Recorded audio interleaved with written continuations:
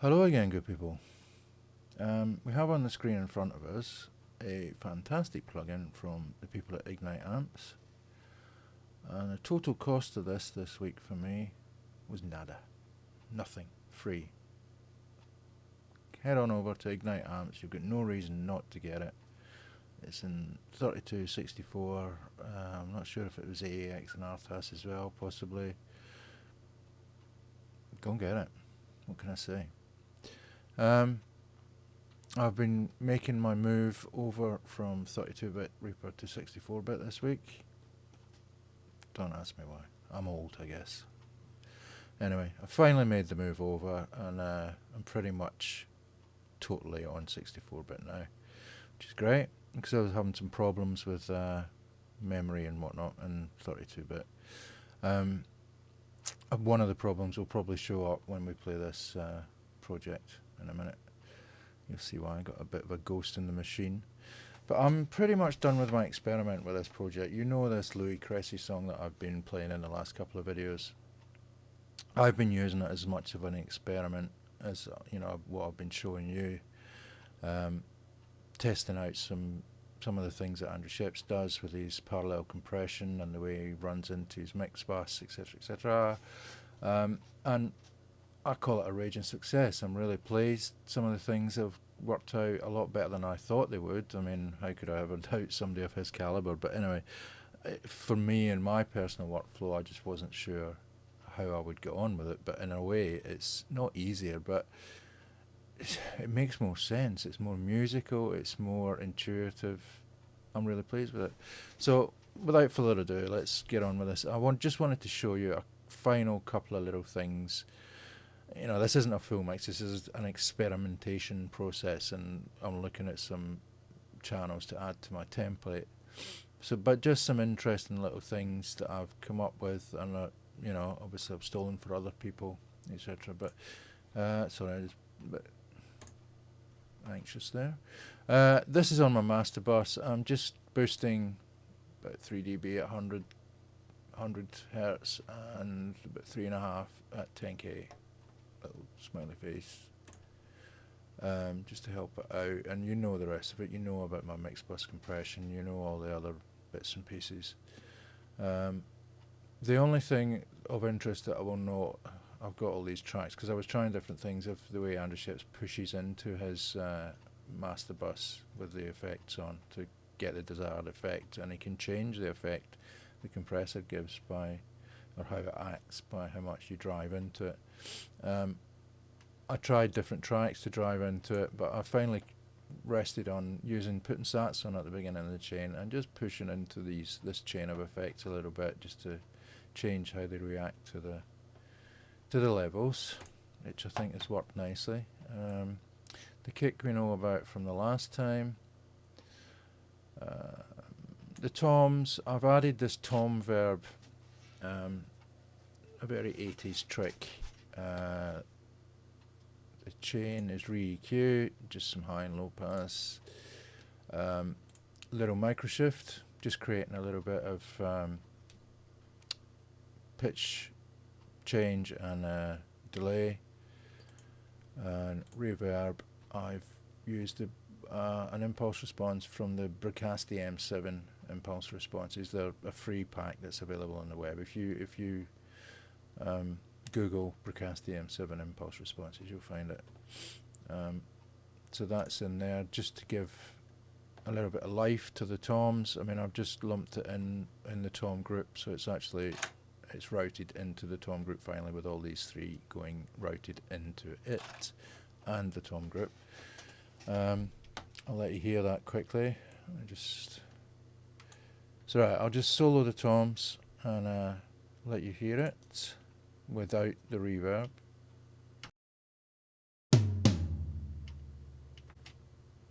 Okay, now let's put the reverb in and play it again. Kind of obvious, don't you think? So that's basically what that's doing. It's just giving a little bit of life to the toms. There's my ghost in the machine. I'm not playing, but for some reason it carries on to the next tom hits and plays it. I don't know why. Anyway, I'm about done with this session as it is. So if we pull this out of solo, and I'll pull my mic out of solo. So that's all I've done there. Just to give them a bit of life. I mean, you want to hear it in the mix. Let me just go back a little touch.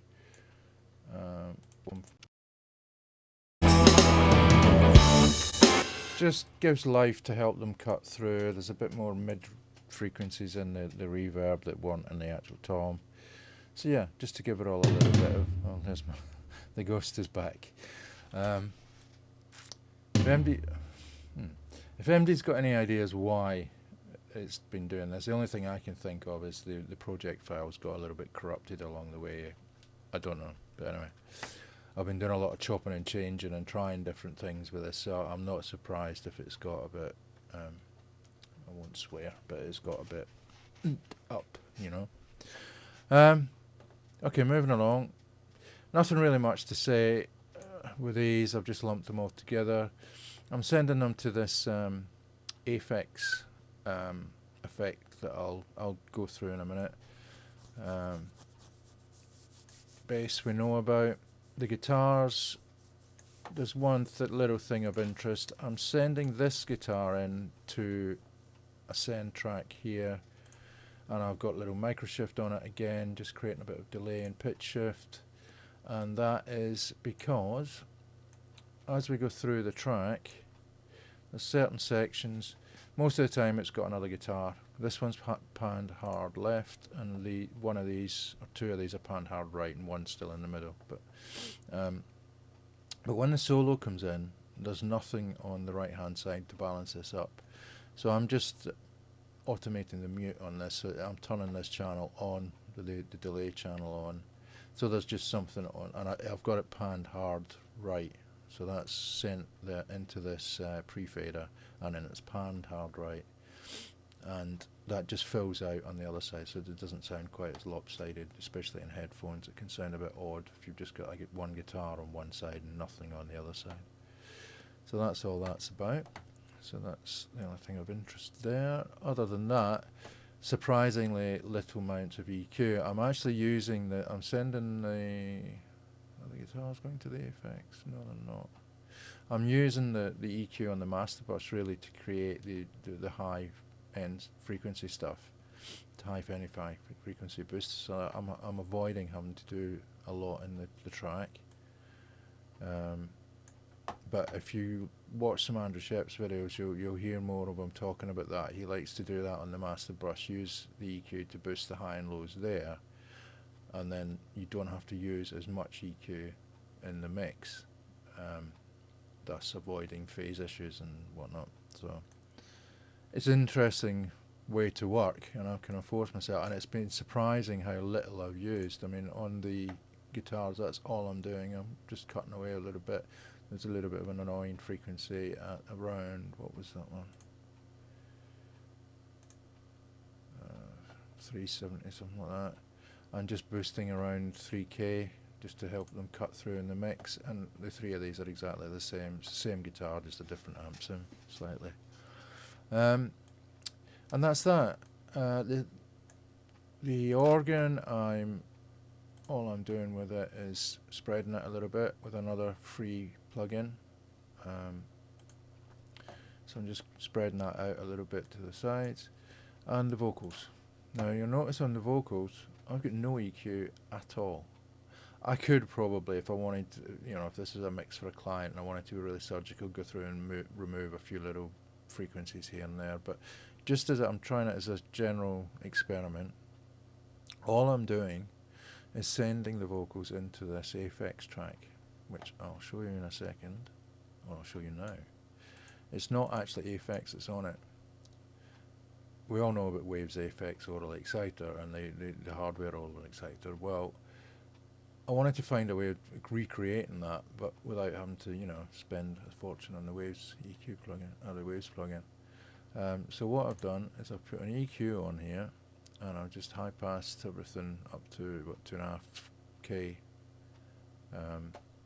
And then I've got a free plugin here from Audio Assault called Head Crusher. a bit of low cut on it, and then just driving it like buggery. And that just gives me that grainy top end, and then I'm sending the vocals, the snare, the cymbals into this, and that's giving them their high end. So there's another philosophy of his that if you send them all into the same thing, they're all in the same kind of high end area, then you get a gelled and glued kind of effect with your EQ. So if I blast you a little bit of the track, and I'll drop the effects in and out, and you can hear what it's doing. Honest thing that I ever did see, I walked over to her, just begging to please. I said, hey baby, do you wanna go out with me? You wanna know what she said? She said,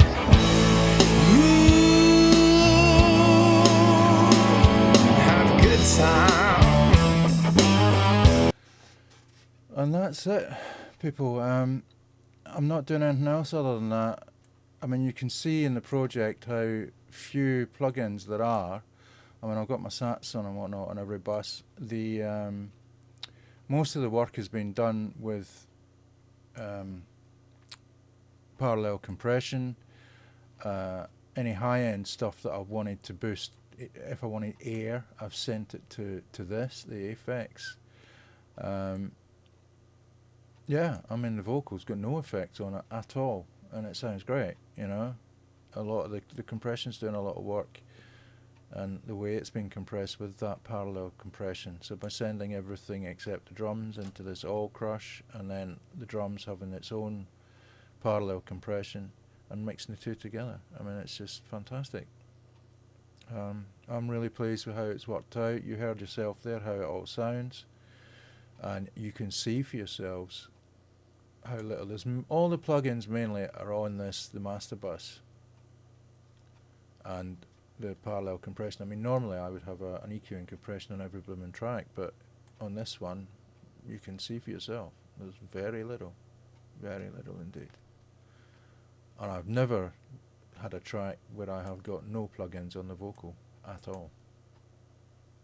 Nothing. So that's it with this. I know this is a bit of a long video it's ended up, but I hope it's useful. I know I've skipped through as well a little bit, so I hope I haven't made it more confusing than helpful. And I hope to see you in the next one. If you haven't already, please subscribe, like, share, tell your friends, bring your granny. I'll appreciate it all, and I really, really, really appreciate the comments and the kind words. You're too nice. It's just been really, really good. I really appreciate it, folks. And I'll see you in the next one. Cheers. So fine.